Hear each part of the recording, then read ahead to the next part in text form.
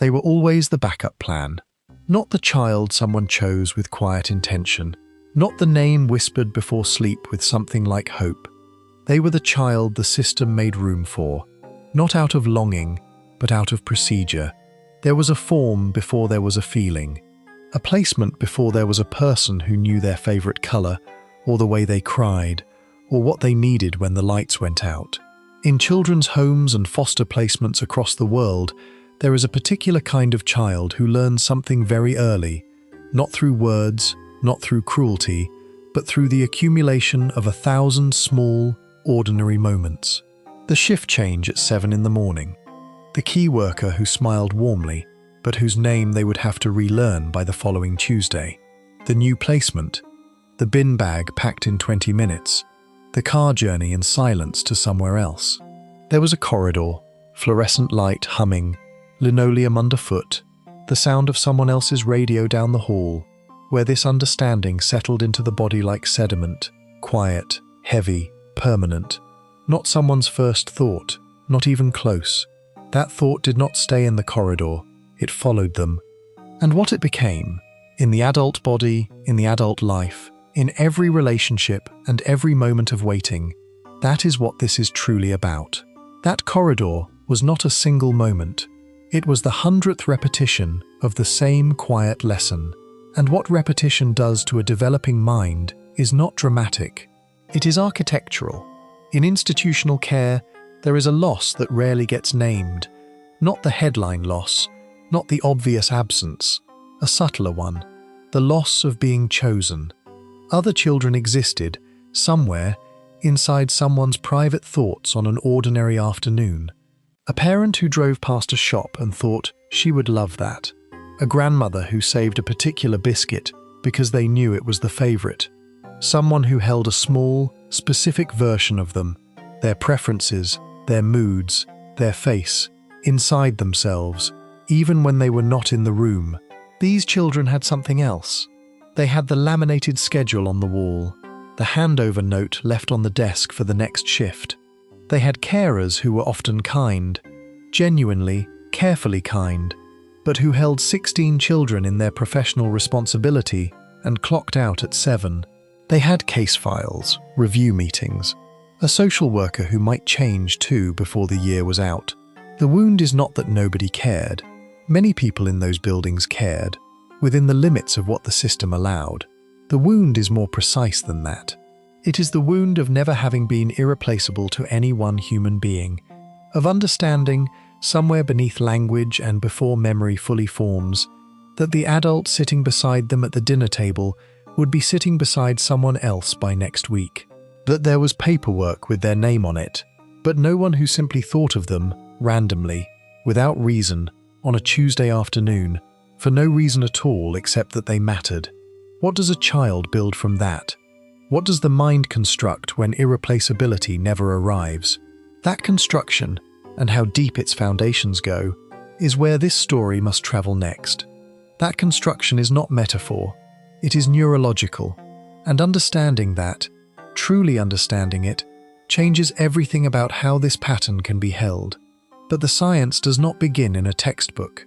It begins in the body of a child lying awake in a dormitory, listening for footsteps, calculating safety, managing the distance between themselves and the next possible loss. Mary Dozier, a researcher who has devoted her career specifically to children in foster care, found something that the clinical world has been slow to absorb fully. Children who move through multiple placements do not simply learn that caregivers leave, they reorganize their entire neurological architecture around that fact.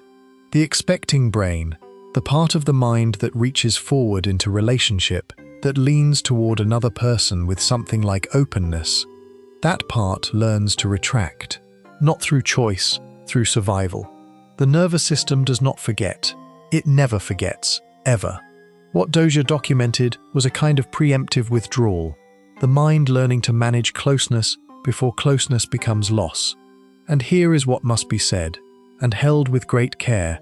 This was not a failure. This was not brokenness or damage or a character that went wrong somewhere. This was a child's nervous system doing precisely what nervous systems are designed to do. protecting the organism from a pain it had no other tools to survive. You are allowed to grieve that it costs so much. That permission is not small. In a system that asked children to be grateful, to be manageable, to not take up too much space, permission to grieve the cost of surviving it is, for many, the first honest thing anyone has offered. But the grief does not end in childhood, because the adaptation did not stay there either. It came with them, into every classroom, every relationship, every room they ever tried to belong to. What the research traces in careful, clinical language, these adults live in the body, every day, without a name for it.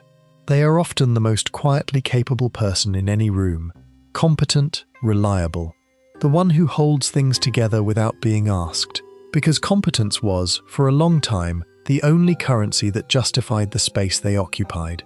They learned early that needs were a liability, that asking was dangerous, that being easy, being useful, being no trouble, these were the things that kept the placement from ending. So they became very good at not needing. They preempt rejection with a fluency that looks, from the outside, like confidence. Inside, it is something far older, a risk calculation running constantly, just beneath the surface. They choose, again and again, people who are emotionally unavailable, not because they cannot recognize warmth, but because unavailability feels known. It feels like the shape of things, predictable in its distance, and therefore, in some old, exhausted part of them, safe. They minimize, they manage. They say I'm fine before anyone asks.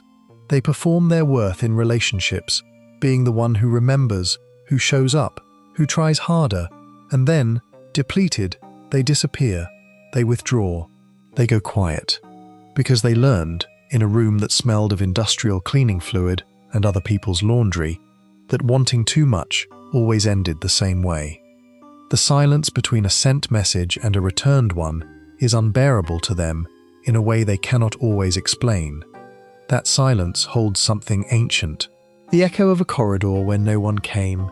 They may move through life carrying a hunger they will not name, for someone to simply think of them without being prompted, for someone to notice they haven't been themselves lately, for someone who holds a specific, irreplaceable version of them inside themselves.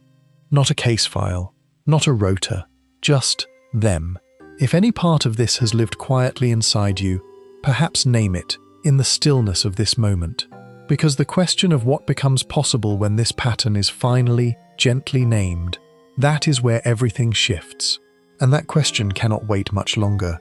Having followed this all the way, from the corridor to the body, from the child to the adult, from the wound to the way it lives in the smallest, most private moments of an ordinary life, something needs to be said plainly now. What was built in those placements, those dormitories, those handover notes, those shift changes, it was not a character flaw. It was not evidence that something was fundamentally wrong with the child who lived through it. It was a response, an intelligent, necessary, costly response to a world that structured itself around the child's presence without ever fully seeing it. The child who was never anyone's first choice did not become broken. They became extraordinarily, exhaustingly skilled at surviving a kind of loneliness that most people will never be able to fully imagine. That skill has a weight.